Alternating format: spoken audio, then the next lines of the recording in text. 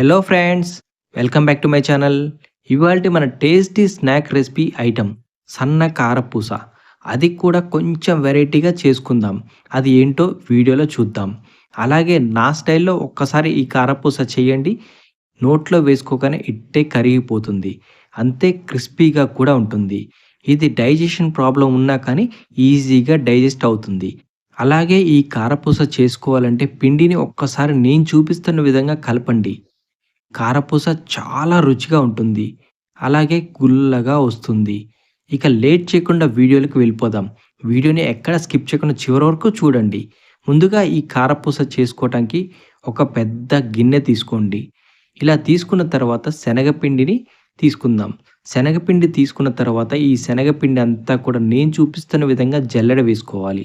శనగపిండిని ఎప్పుడైనా సరే ఇలా జల్లెడ పట్టి తీసుకోండి. ఎందుకంటే ఇందులో ఏమైనా ఉండల్లాంటివి ఉన్నా కానీ రాకుండా ఉంటాయి. మీరు కారపూస చేసుకునే టైంలో ఈజీగా దిగుతుంది. కాబట్టి ఇలా జల్లెడ పట్టుకోండి. కారపూస కరకరలాడుతూ టేస్టీగా రావాలి అంటే ఇందులో ఇంకొక ఇంగ్రీడియంట్ యాడ్ చేద్దాం. అదేనండి బియ్యపిండి. దీన్నే రైస్ ఫ్లోర్ అని కూడా అంటాం. ఈ రైస్ ఫ్లోర్ వేయటం వల్ల ఈ కారపూస కరకరలాడుతుంది, క్రిస్పీగా ఉంటుంది. అలాగే గుల్లగా వస్తుంది. ఇలా ఈ బియ్యపిండి కూడా మొత్తం జల్లెడ పట్టుకొని ఈ బియ్యపిండి, శనగపిండి అంతా కలిసేలాగా ఒకసారి బాగా మిక్స్ చేసుకోండి.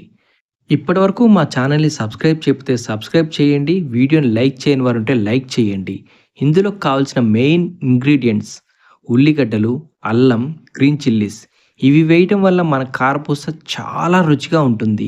ఇవన్నీ కూడా ఒక మిక్సీ జార్‌లో వేసుకొని మెత్తగా గ్రైండ్ చేసుకోండి. ఇలా గ్రైండ్ చేసుకున్న తర్వాత ఈ మిశ్రమాన్ని ఒక పక్కన పెట్టుకోండి. ఇందులో కొద్దిగా వాటర్‌ని కూడా యాడ్ చేయండి. అప్పుడే లూజ్‌గా ఉంటుంది. పిండిలో కూడా చక్కగా కలుస్తుంది.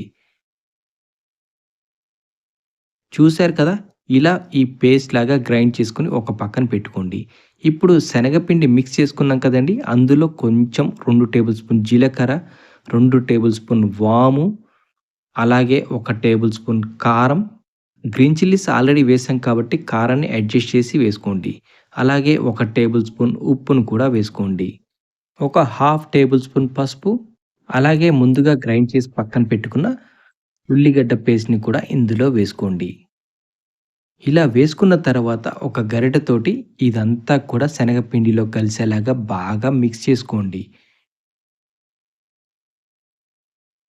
మన ఈ సన్న కారపూసలో ఈ ఉల్లిగడ్డ పేస్ట్ వేయటం వల్ల కారపూస చాలా రుచిగా ఉంటుంది. ఒక్కసారి ఈ విధంగా ట్రై చేయండి. మీకే అర్థమవుతుంది. కారపూస చేసుకున్న తర్వాత కూడా నోట్లో వేసుకుంటే ఇట్టే కరిగిపోతుంది. అంత రుచిగా ఉంటుంది. ఇలా శనగపిండి మొత్తం కలుపుకున్న తర్వాత ఇందులోనే 1 టేబుల్ స్పూన్ సోడా ఉప్పును కూడా వేసుకోండి. అదేనండి వంట సోడా. ఇది వేయటం వల్ల కారపూస గుల్లగా వస్తుంది. ఇలా వేసుకున్న తర్వాత ఇందులోనే 1 గ్లాస్ వాటర్‌ని యాడ్ చేయండి. అది కూడా వేడి నీళ్ళని వేయండి. వేడి నీళ్ళు వేసాం కాబట్టి చెయ్యి పెట్టి కలపకుండా గరిటెతోటే మిక్స్ చేసుకోండి. ఇలా ఒకేసారి నీళ్ళు వేయటం వల్ల పిండి జోరవుతుంది కాబట్టి లైట్‌గా కలుపుకుంటూ వాటర్‌ని యాడ్ చేయండి. పిండంతా ఇలా కలుపుకున్న తర్వాత ఇందులోనే కొద్దిగా ఆయిల్‌ని వేయండి. అది కూడా హీట్ ఆయిల్‌నే వేయండి. కారపూస అనేది సాఫ్ట్‌గా వస్తుంది. ఇలా ఆయిల్ వేసుకున్న తర్వాత ఒకసారి పిండి కలిసేలాగా బాగా మిక్స్ చేసుకోండి. ఇలా మిక్స్ చేసుకున్న తర్వాత ఈ పిండంతా కూడా ఒక 10 నిమిషాల పాటు రెస్ట్ ఇవ్వండి. అప్పుడు పిండి బాగా నానుతుంది. కారపూస కూడా గుల్లగా వస్తుంది. సాఫ్ట్‌గా ఉంటుంది. నోట్లో వేసుకోగానే ఇట్టే కరిగిపోతుంది. ఇప్పుడు ఇది నానేలోపు మనం కారపూస చేసుకోవటం కోసం కారపూస మౌల్డ్‌ని తీసుకుందాం. ఇలా కారపూస మౌల్డ్ తీసుకున్న తర్వాత దీనికి ఆయిల్ అప్లై చేయండి. అప్పుడే పిండి పెట్టిన తర్వాత ఈజీగా దిగుతుంది. ఇలా ఆయిల్ అప్లై చేసుకున్న తర్వాత ఈ కారపూస పిండి ఉంది కదండీ! ఇలా రౌండ్ షేప్‌లో చేసుకొని ఈ మౌల్డ్‌లో వేయండి.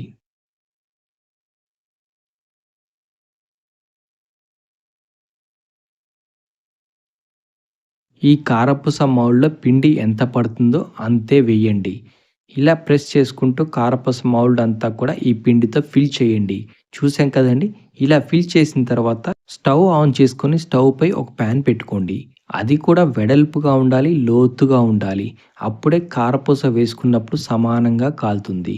ఇలా ప్యాన్‌లో సగానికి ఆయిల్ వేసుకోండి.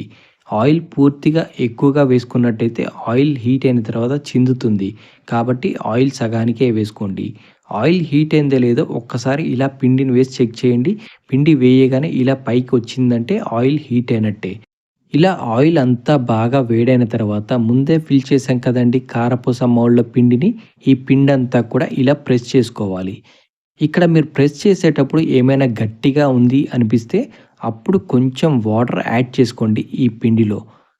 వాటర్ యాడ్ చేసి మళ్ళీ ఒకసారి మిక్స్ చేసుకొని ప్రెస్ చేయండి. అప్పుడు స్మూత్‌గా దిగుతుంది. ఇంకొక విషయం ఏంటంటే ఇక్కడ ఆయిల్ హీట్ చేసేటప్పుడు మీడియం ఫ్లేమ్‌లో పెట్టి హీట్ చేయండి. హై ఫ్లేమ్‌లో పెట్టినట్టయితే మీరు ప్రెస్ చేసేటప్పుడు చేతికి ఆవిరి తగులుతుంది, మంట పుడుతుంది. కాబట్టి మీడియం ఫ్లేమ్‌లో ఉంచండి. ఇక్కడ ఇంకో ఇంపార్టెంట్ టిప్ అండి. కారపూస పిండిని వేయగానే కదిలించకండి. ఒక నిమిషం పాటు వేగిన తర్వాత మాత్రమే ఇలా రొటేట్ చేయండి. ఇలా రొటేట్ చేయటం వల్ల కారపూస అనేది అన్ని వైపులా సమానంగా కాలుతుంది. అప్పుడే కారపూస క్రిస్పీగా ఉంటుంది. మీరు ఎప్పుడు ఏ కారపూస చేసినా సరే స్టవ్‌ని మాత్రం ఖచ్చితంగా లో ఫ్లేమ్‌లో ఉంచకండి. ఎందుకంటే ఆయిల్ అనేది ఎక్కువగా పడుతుంది. అలా అని చెప్పి హై ఫ్లేమ్‌లో కూడా ఉంచకండి. హై ఫ్లేమ్‌లో పెడితే కారపూస అనేది మాడిపోతుంది. సరిగ్గా కాలదు. ఎప్పుడైనా సరే మీడియం ఫ్లేమ్‌లో మాత్రమే ఉంచి కారపూసను చేసుకోండి. అన్ని వైపులా సమానంగా కాలుతుంది. ఆయిల్ కూడా ఎక్కువగా పీల్చదు. కాబట్టి మీడియం ఫ్లేమ్‌లో ఉంచి ఇలా టర్న్ చేస్తూ కారపూసని వేయించుకోండి. మనం ఇంట్లో తినటానికి స్నాక్స్ ఏమీ లేనప్పుడు కేవలం 10 నిమిషాల్లోనే ఇన్‌స్టంట్‌గా ఈ కారపూసని చేసుకోవచ్చు. దీనికి కావాల్సిన ఇంగ్రీడియంట్ ఓన్లీ శనగపిండి, బియ్యపిండి. ఈ 2 ఉంటే చాలండి. ఇన్‌స్టంట్‌గా ఈ కారపూసని చేసుకోవచ్చు. ఇలా కారపూస 2 పక్కల బాగా వేగిన తర్వాత ఇలా కారపూసని బయటికి తీయండి. దీనికోసం ఒక స్ట్రెయినర్‌ని యూజ్ చేయండి. ఆయిల్ అంతా కూడా స్ట్రెయిన్ అవుతుంది. మీకు ఆయిల్ ఎక్కువగా పీల్చదు. ఆయిల్ ఎక్కువగా పీల్చింది అంటే దీన్ని ఒక 2 నిమిషాల పాటు ఒక ప్లేట్‌లో పెట్టుంచండి. ఆ తర్వాత క్యాన్‌లోకి ట్రాన్స్‌ఫర్ చేసుకోండి. ఇలా మిగిలిన పిండిని కూడా మళ్ళీ వేసుకొని సేమ్ ప్రాసెస్‌ని రిపీట్ చేస్తూ కారపూసని కంప్లీట్ చేసుకోండి.